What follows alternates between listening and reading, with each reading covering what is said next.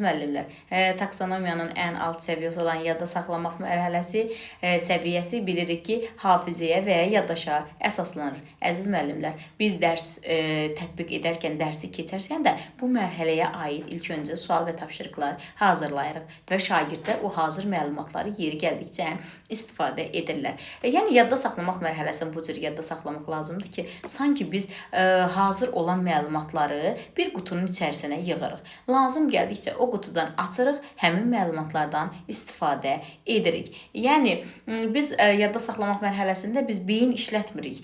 Başımızı belə deyək də, lori dildə desək, yormuruq. Çünki hazır hardansa eşidirik, oxuyuruq, o məlumatlar və yaxud da gördüyümüz bir şeyi yadımızda saxlayırıq və lazım olarsa bizdən tələb olunan müddətdə həmin bizə verilən sualları cavablandırırıqca yadda saxlamaq mərhələsindən istifadə edirik və sualları cavablandırırıq. Məsəl üçün, bunları feillər üzərində də öyrənmək olar. Qeyd edim ki, ilk öncə yadda saxlamaq mərhələsi çox zaman faktoloji biliklə əlaqədardır. Ancaq bu həmişə də belədirmi? Əlbəttə ki, xeyr. Hər zaman belə deyil.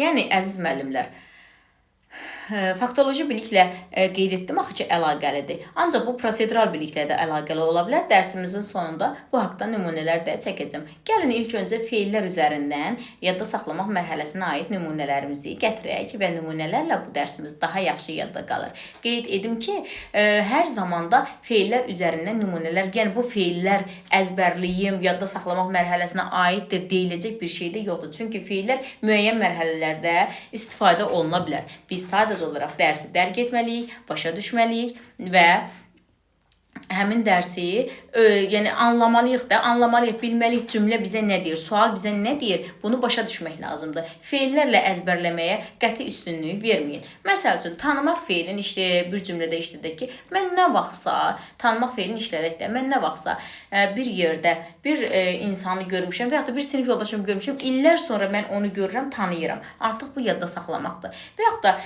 bir neçə kitab var, onun içərisində mən bir kitab oxumuşam və həmən kitab qarşıma çıxanlar mən o kitabı tanıyıram. Seçməkdirsə 100 dənə bayraq verilir, onun içərisində mən öz bayrağımı bilirəm və bunu tanıyıram, seçə bilirəm, tanıyıram. Məsəl üçün, xatırlamaq. Bir neçə müddət əvvəl mən də işlətmişəm də bu telefondan deyək ki, lori dildə nümunələr çəkməyə çalışıram ki, artıq bizim üçün bu dərs asan olsun. Məsəl üçün, işlətdiyin bir telefonu, illər öncə işlətdiyin bir telefonu kimdəsə görürsən və onu xatırlayırsan, tanıyırsan. Əzbərləmək deyək ki, mən şeiri əzbərləyirəm. Yeri gəldikcə mən o şeydən istifadə əzbər danışa bilirəmdir, sadalamaqdır. Məsəl üçün, əlifbada hərfləri sadalamaqdır, rəqəmləri sadalamaqdır, tərif söyləməkdir. Bütün ixtisaslarımız üzərində, bütün dərsliklərimizdə təriflər var. O tərifləri biz əzbərləyirik, mahiyyətini dərk etdik, etmədik, əzbərləyə bilirik. Demək olar ki, məktəblərimizdə çox uşağın artıq yəni taksonominin bu səviyyəsinə uyğundur da, əzbərləmək qabiliyyətləri var. Hətta bəzi problemli uşaqlar olur ki, onlar da yəni əzbərləmək qabiliyyətləri olur. Məsəl üçün, autizm xəstəsi olan uşaqda, xəstəlikləri olan uşaqlarda da bu yəni əzbərləmək daha güclü olur onlarda. Yəni onlar belə problemlər yaşamırlar.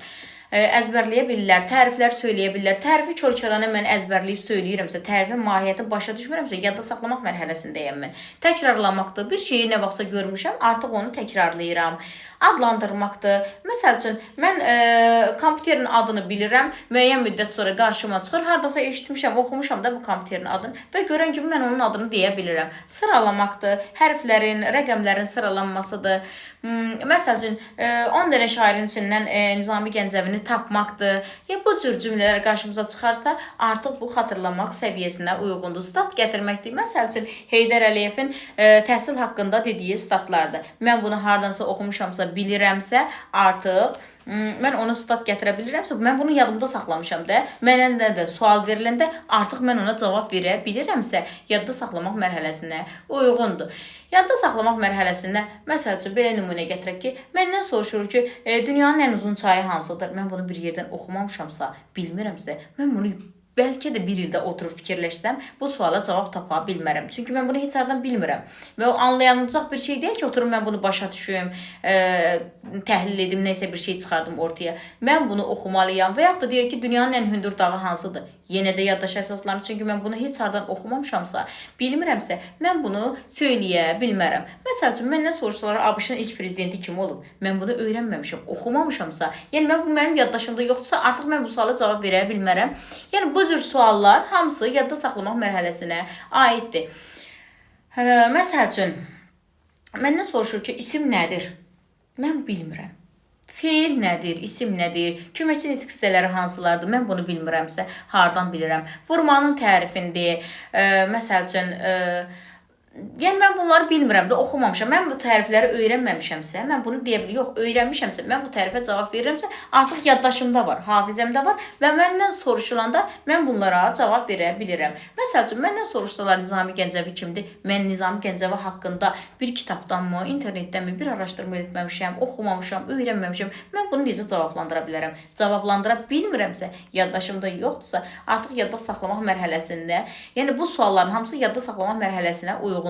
Mənim yaddaşımda varsa, nə vaxtsa mən hazır məlumatları beynimə yığmışamsa, belə deyək ki, qutunun içərisində bir şey varsa, mən bunu nə vaxtsa öyrənib ora atmışamsa, indi də çıxarıb ondan istifadə edirəm. Yox, mən bunu öyrənməmişəmsə, qutuya bir şey qoymamışamsa, artıq bu gün də istifadə edə bilmirəm, əziz müəllimlər. Məsəl üçün, şeirin əzbərlənməsidir. Şeiri əzbərləmək deyəndə artıq yaddaşa əsaslanır, yadda saxlamaq mərhələsinə uyğundur ki, burada anlamaq tələb olunmur və yaxud da hər hansı bir taksonomiyanın hər hansı bir səviyyəsi tələb olunmur. Çünki məndən yadda saxlamaq mərhələsi deyir, hazır öyrən, yadında saxla, lazım gələndə istifadə elə. Bu qədər qısa. Yəni, öyrəndim. Şeiri, məsəl üçün, uşaqlar əzbərləyir, əksər uşaq şeiri əzbərləyir, onun mahiyyətin, onu sadələşdir deyəndə, anladığım formada deyəndə çatdıra bilmir.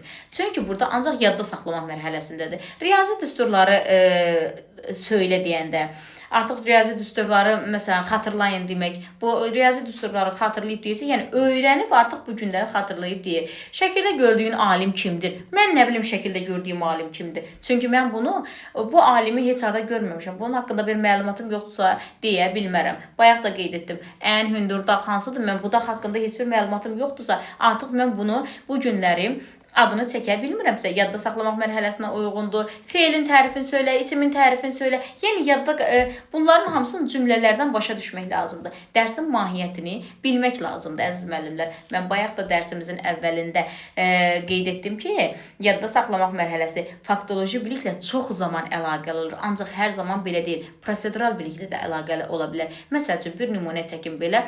Prosedural biliklə necə əlaqəli ola bilər? Məsəl üçün, bizə deyək ki, vurmanın tərifini söylə. Mən vurmanın tərifini söylərimsə, bu faktoloji bilikdir. Yox, vurmanın aparılma ardıcıllığını yaz, tətbiq elə deyirsə, artıq burada prosedural bilikdən istifadə olunur. Eləcə də fonetik təhlilin qaydasını deyəndə bu faktolojidir. Yox, fonetik qaydanın ardıcıllığını tətbiq ediləndə artıq burada biz prosedural bilikdən istifadə edirik. Qeyd etdiyimiz kimi, yadda saxlamaq mərhələsi həm prosedural biliyə aid ola bilər, həm faktoloji biliyə aid ola bilər, əziz müəllimlər.